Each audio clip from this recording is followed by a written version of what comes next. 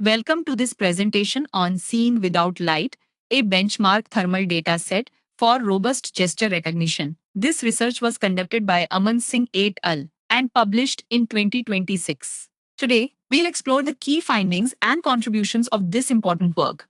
Let's begin by understanding the problem this research addresses.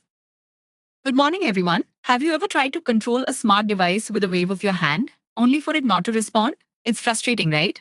Our smart systems, from home assistants to emergency tools, rely on understanding our gestures.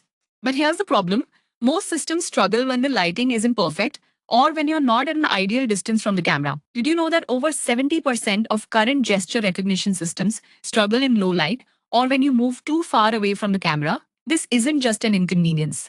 It can be a critical flaw in situations like emergency response or accessibility. Our research tackles this exact challenge, making gesture recognition truly robust so it works reliably no matter the conditions.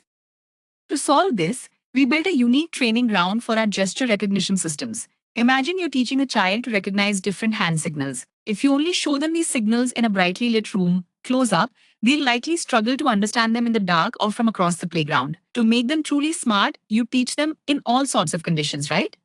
That's exactly what we did for our smart systems. We gathered a massive data set of 749 video clips from over 100 different people, performing 7 common gestures like help or sit down. Crucially, we recorded these gestures simultaneously with 2 types of cameras: a standard camera, capturing what you and I see, and a thermal camera, which sees heat, making it immune to light changes. We also varied the distance, 4, 6, and 8 feet, to simulate real-world scenarios. Then, we developed advanced dual-stream models, which are like giving our system 2 sets of eyes, one normal, one thermal. We put these models through rigorous tests, training them on different combinations of distances and lighting to see how well they could generalize.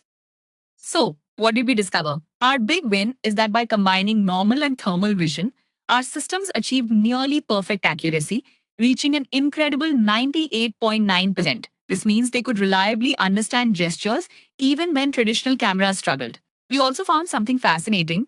Training the system on just one distance, like only 4 feet, made it perform poorly when tested at 8 feet. But by training it across all distances, its performance dramatically improved. The thermal camera data proved to be incredibly robust. In fact, models trained only on thermal images were surprisingly good at understanding gestures even when shown normal camera footage they'd never seen before, far better than the other way around. This shows thermal vision captures essential movement patterns that are consistent regardless of light or distance. This isn't just about cool technology. It's about making our everyday interactions with smart devices smoother, safer, and more inclusive. Think about it.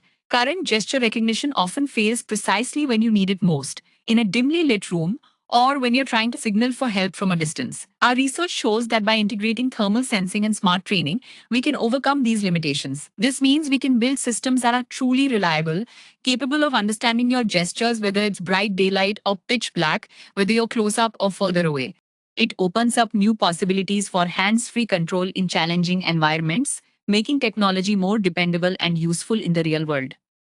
So, what does this mean for you in the next 5 years? Imagine a world where your smart home truly understands you, where emergency responders have clearer communication tools, and where technology is accessible to everyone, everywhere.